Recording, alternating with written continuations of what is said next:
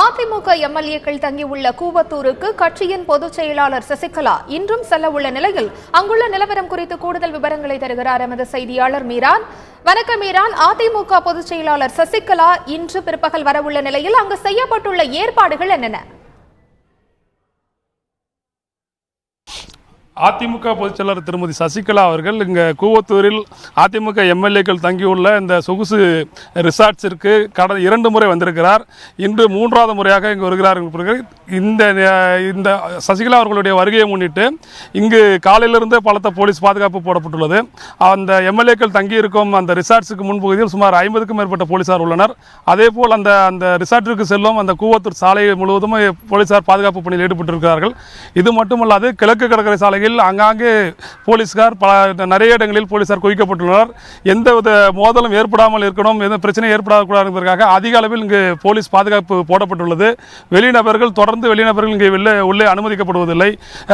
வெளியாக இந்த ஊர் பொதுமக்கள் மட்டுமே அனுமதிக்கப்படுகிறார்கள்.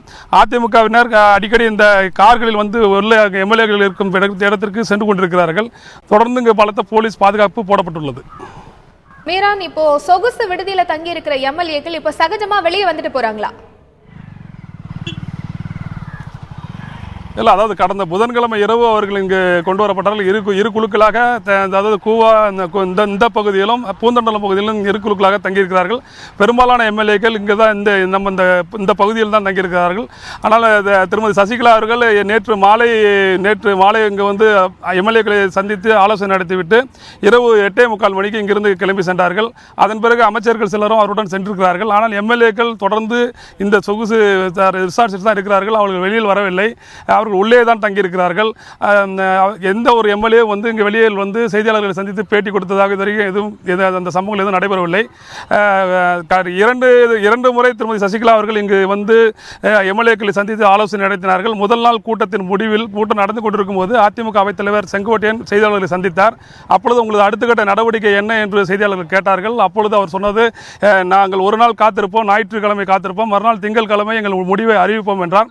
இந்நிலையில் வந்து மீண்டும் நேற்று சசிகலா அவர்கள் வந்து ஆலோசனை நடத்திய போது அவரிடம் செய்தியாளர்கள் கேட்டார்கள், உங்களது அடுத்த கட்ட நடவடிக்கை என்ன என்றார்கள். அதை நீங்கள் நாங்கள் என்ன நடவடிக்கை எடுப்போம் என்பதை பார்ப்பீர்கள் என்று கூறி சென்றார்கள்.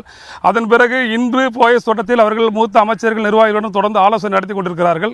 இங்கு இருக்கின்ற எம்எல்ஏக்களை கவர்னர் மாளிகைக்கு அழைத்து செல்வதா அல்லது வேறு என்ன நடவடிக்கை எடுப்பது என்பது இன்று மாலை தெரிந்துவிடும். அதற்காக மூத்த நிர்வாகிகள் மற்றும் அமைச்சருடன் திருமதி சசிகலா அவர்கள் இங்கு வந்து ஆலோசனை நடத்தி இங்கு ஆலோசனை நடத்திய பிறகுதான் அது அடுத்த கட்ட நடவடிக்கை என்ன என்பது நிச்சயமாக இன்று அறிவிக்கப்பட்டுள்ளது. மீரான், இப்போ இன்று பிற்பகலுக்கு மேல் அதிமுக பொதுச் செயலாளர் சசிகலா கூவத்தூருக்கு வர இருப்பதாக தெரிவித்தீர்கள். அவர்கள் அங்கு செய்தியாளர்களை சந்திக்க இருப்பதாகவும் ஒரு தகவல் இருக்கிறது. இது பற்றி கூறுங்கள். நிச்சயமாக திருமதி சசிகலா அவர்கள் நேற்று இங்கு செய்தியாளர்களை சந்தித்தார். இன்றும் நிச்சயமாக அவர் சந்திப்பார். ஏனென்றால் நேற்று சில கெடுபிடிகள் இருந்தது. இன்று எந்த விதமான கெடுபிடிகளும் இல்லை. செய்தியாளர்கள் அவர்கள் கூப்பிடும் பொழுது அவர்கள் உள்ளே சென்று கூட அவர்கள் பேட்டி அளிக்கிறதுக்கு வாய்ப்பு இருக்கிறது. அதனால் இந்த ஆலோசனை கூட்டம் முடிந்த பிறகு அவர்கள் அடுத்த கட்ட நடவடிக்கை என்ன என்பதை அவர்களுடன் இருக்கும் எம்எல்ஏக்களை உடன் வைத்துக் கொண்டு அவர் நிச்சயமாக செய்தியாளர்களை சந்தித்து பேட்டி அளிப்பார் என்று இங்குள்ள வட்டாரங்கள் தெரிவிக்கின்றன.